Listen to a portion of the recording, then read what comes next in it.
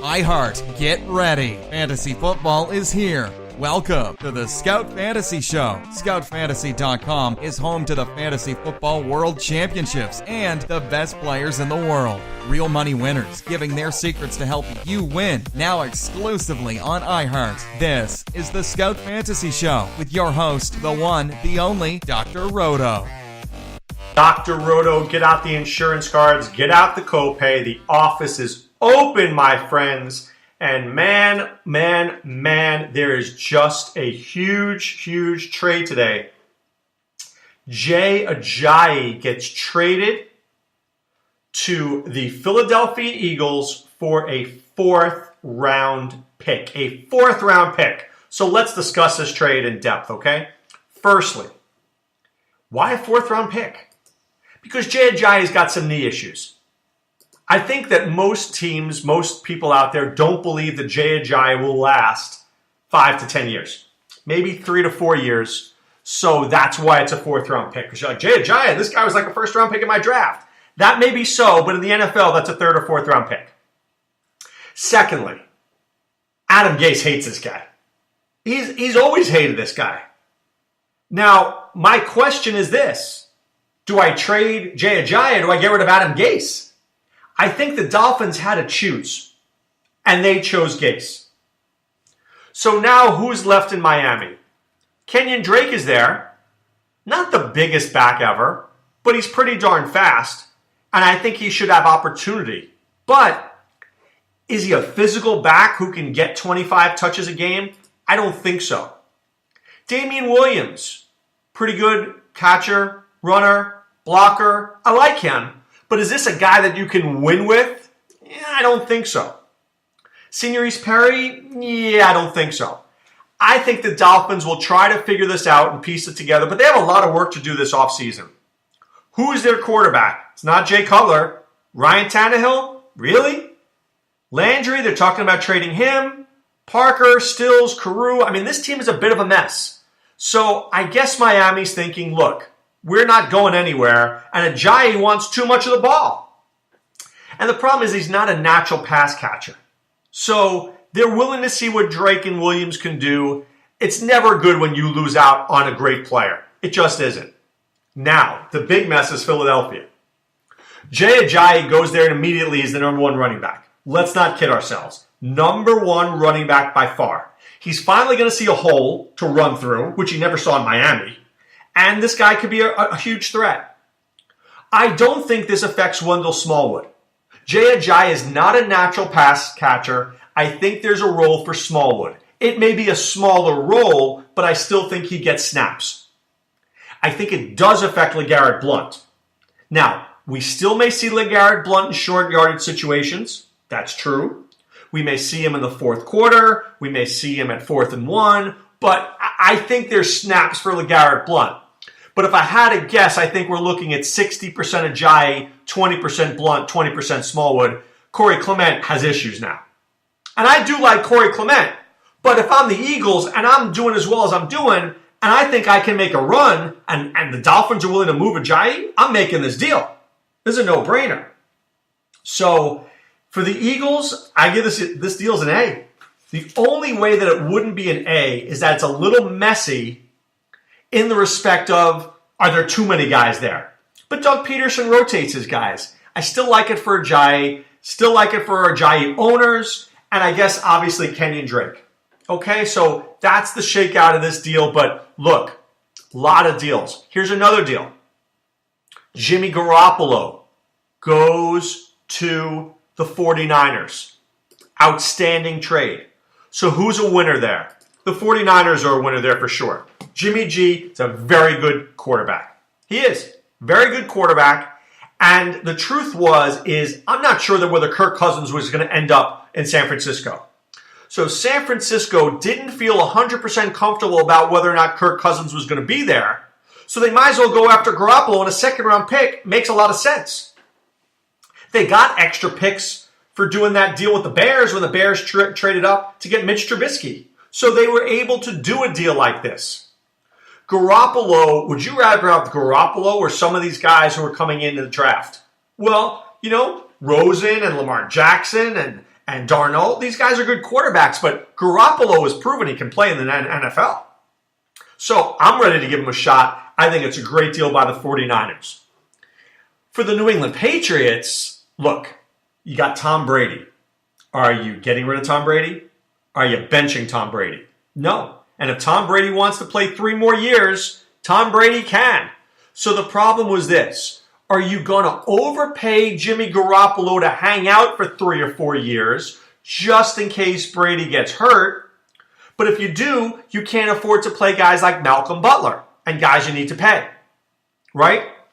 So, with that being said, you got to make this deal. They'll go sign Brian Hoyer, and Brian Hoyer will be the backup. Now, God forbid Brady gets hurt. You could use Brian Hoyer and win. For sure the Patriots can win with Brian Hoyer. So it's a really good deal. How about the deal that went down in Houston and Seattle? That was a really good deal too. Jeremy Lane gets traded. It was a 5th rounder and a 2nd rounder in Jeremy Lane for Dwayne Brown. Now, Jeremy Lane has been struggling a little bit this year. But 2 picks in Lane for Dwayne Brown. Why is that a good deal for Seattle? Man, because Seattle needed a tackle desperately. Because Russell Wilson is going to get himself killed. And they can't run the football. So they had to give up a lot to get Dwayne Brown. It was a good trade. For the Texans, Dwayne Brown was becoming too verbal for that team. He was becoming too big of an influence in the locker room and not a positive influence. He needed to go. He did. He needed to go. That's the truth. I think he was just saying and doing things that were not happy, that did not make Bill O'Brien happy. So we've got a few more hours before the trade deadline. Truth is told, I don't think Martavis Bryant gets traded. Maybe Dante Moncrief gets traded. Maybe Vontae Davis gets traded. Right? Maybe Washington supposedly looking for a wide receiver. Maybe Dante Moncrief could be a Redskin. That'd be awesome. Okay? But, we at Scout Fantasy will be checking on this. We will be paying attention. Whatever happens, we will get you the best information out there. Also, Ezekiel Elliott, not good. That suspension's got to work. That suspension is going to start. So now it's been said that Jerry Jones has said that Alfred Morris is the number 1 running back. That makes sense. But I believe you will see the dreaded 3-headed Hydra. Alfred Morris, Darren McFadden, Rod Smith, all these guys will be involved. So I wouldn't go break the bank on Alfred Morris, but that's what's going to happen. Now look, did you get some run? If you have Ezekiel Elliott, you got some run. The guy did a little bit for you, right? Didn't kill you. Certainly maybe more than you thought you were going to get at some point this season, but now I think you got to panic. So did he have some good games for you? Sure. Week 1 was good. Week 2 was bad. Week 3, week 4 was good. Week 5 was good. He gave you good weeks. You can't complain. But now you're going to miss 6 games. 9, 10, 11, 12, 13. Right? 9, 10, 11, 12, 13, 14. Comeback fantasy playoffs. There you go. Maybe week 15 and 16, if you're still hanging around and you're still going for a fantasy championship, he's got Oakland and Seattle. Doesn't get much better than that. Zeke comes back, he could get 150 yards against Oakland. He can get 150 yards against Seattle for sure. So look, don't drop Ezekiel Elliott. I wouldn't be dropping him at all, right? Because there's a good chance he may help you at the end of the season. Okay, I'm just going to go through mining the box scores for Fantasy Gold. I'm not going to spend too much time on it today. I'll do a little bit. First of all, Isaiah Crowell, in case somebody dropped him in your league, he had a very good week last week. So 11 carries, 4 receptions. I've been waiting for more receptions. We finally got to see those receptions, so that's a really good thing for him there. In San Francisco and Philadelphia, Carlos Hyde had 12 carries. Matt Breida had 5. Breida had 4 receptions. This is an issue there. I think Hyde could be traded today. It's possible. San Diego has to fix this. San Diego has to fix what's going on there. Chicago and New Orleans. Ted Ginn Jr., 4 targets. Second most on the team. Thomas then Ginn. Well, second most on for receivers. For Chicago, Zach Miller, probably career-ending injury. Deion Sims, Kendall Wright, Trey McBride. These are some names you might look at. They're on bye this week. I wouldn't go pay up, right? You'll wait till next week. New England's on bye this week. The Chargers are on bye this week. But I do like Rex Burkhead. Rex Burkhead had 7 receptions and 4 carries. So, sometimes what you need to do is to be a week or two ahead. We've talked about that a lot. You need to be a week or two ahead of your competition. So, let's say Rex Burkhead is out there. You might want to get him now, because if you wait next week, it could cost you more. Now he's going to cost you less because you're going to just sit him on down this week because he's not going to play. So depending on how well your team is doing, depending on how badly you need this game, if you could stash and cash Burkhead, you might want to make that move. If you desperately need to win right now, well then don't pay a lot of money for Burkhead. You got to worry about winning, right? You got to worry about winning. But if you can wait on the move and stash him, I absolutely would do so. Okay? Indianapolis and Cincinnati. Don't look at Brandon LaFell's 5 targets and think too much into that. There was no Tyler Boyd. There was no Cordy Core. I think LaFell, he's not really that good. I think the number to look at is Tyler Kroft getting 6 targets. Tyler Kroft and Tyler Eifert playing very similarly. Can't argue there. For Indianapolis, by the way, Jack Doyle got 14 targets. 14 targets. Dante Moncrief wasn't even in the mix. They were all in on Kamar Aiken. They were all in on Chester Rogers. Dante Moncrief will get moved. Okay? He will get moved. Atlanta and the Jets. So I'm just throwing this out there to you. Mohamed Sanu had 7 targets. Julio Jones had 6. Austin Hooper had 6. When Sanu out-targets Jones, you know there's a problem. There's a problem. I got to tell you that. It's a big problem. I know Sanu's a good player, but he's not Julio Jones. Let's not be delusional. All right, for the Jets, Matt Forte, 7 targets. Bilal Powell, 3. Elijah McGuire, 0. Bilal Powell, 14 carries. Matt Forte, 4. Elijah McGuire, 1. So why am I telling you this? I am telling you this because it's Forte and Powell unless Forte gets moved. Maybe he does, maybe he doesn't. If he does, then I like Elijah McGuire a lot. If not, it's Powell and Forte. Carolina and Tampa Bay, I'm officially worried about Jameis Winston. 100% worried about that shoulder. I'm telling you that right now. O.J. Howard only had 2 targets. After last week's great game, this past week only 2 targets. That's worrisome. What's even more worrisome is Cameron Artis-Payne and Christian McCaffrey had the same number of rushing attempts. 4. Are you joking? Are you kidding me? What is going on there in Carolina? You've got to figure out a way to give Christian McCaffrey the football. And don't tell me that Cameron Artis-Payne is a better runner between the tackles. He's not. He is absolutely not. Oakland and Buffalo. Here are some targets for you. LaShawn McCoy had 7, Andre Holmes 4, Zay Jones 5, Jordan Matthews 4. They're spreading it around in Buffalo. Outside of McCoy, there's no one guy who gets them. For Oakland, DeAndre Washington, I think he's earned himself more touches even when Lynch comes back.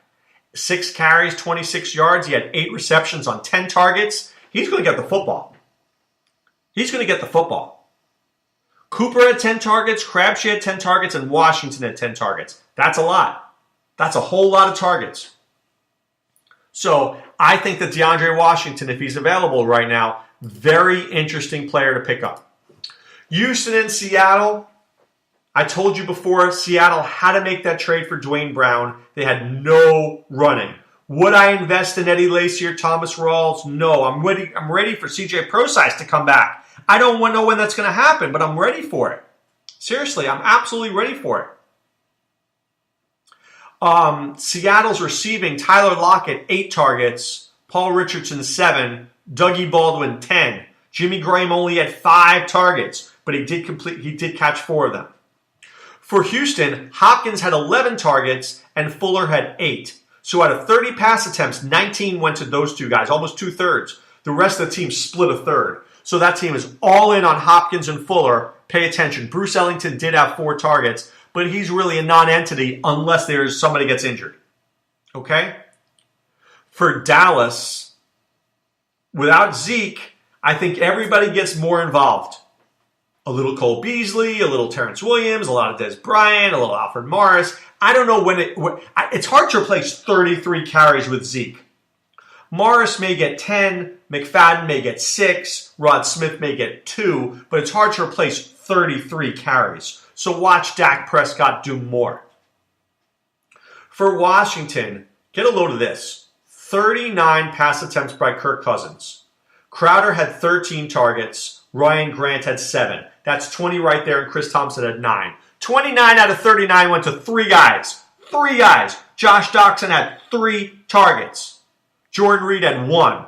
VD had 4. But what does that tell you? Crowder, Thompson, Grant. That's a lot of targets, guys. That is a lot. All right, Pittsburgh and Detroit. I think Eric Ebron was showcased in case they want to trade him. He had 6 targets this week. I'm not getting myself excited about that one. I know they talked about Pittsburgh and getting Martavis Bryant more involved in the offense. I'll believe it when I see it. But Juju Smith-Schuster had 10 targets. Antonio Brown had 10 as well. Right there, that's 20 of 30. That's 2/3. How many is Bryant going to get? Bryant is going to get 1 play a quarter. He's going to get 1 play. That's it. He's going to get 4 targets a game. How much are they really going to feed this guy? Not much at all. And lastly, Denver Broncos cannot cover the tight end whatsoever. Travis Kelce had 10 targets. He had 7 receptions for 133 yards and a touchdown. Wow. They didn't even need Tyreek Hill. They didn't even need Kareem Hunt. They didn't even need Demarcus Robinson. They had Travis Kelce was enough. For Denver, Demaryius Thomas had 9 targets. Benny Fowler had 6. But the bottom line is this: Trevor Siemian is terrible. Terrible. With a capital T. Really, really bad.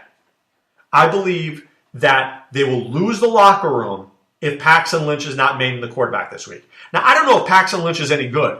I don't think he's great, but it's got to be better than Trevor Siemian, because that's a disaster. All right. To avert future disasters, go to scoutdfs.com. Check out our optimizers, our podcast, our articles. Be in the know. Find yourself the best teams. Go check our optimizers out. Read our stuff. I hope you win. Also, go to scoutfantasy.com. Enter the promo code ROTO2017. Get half off your first month. Be a member of the Scout Army.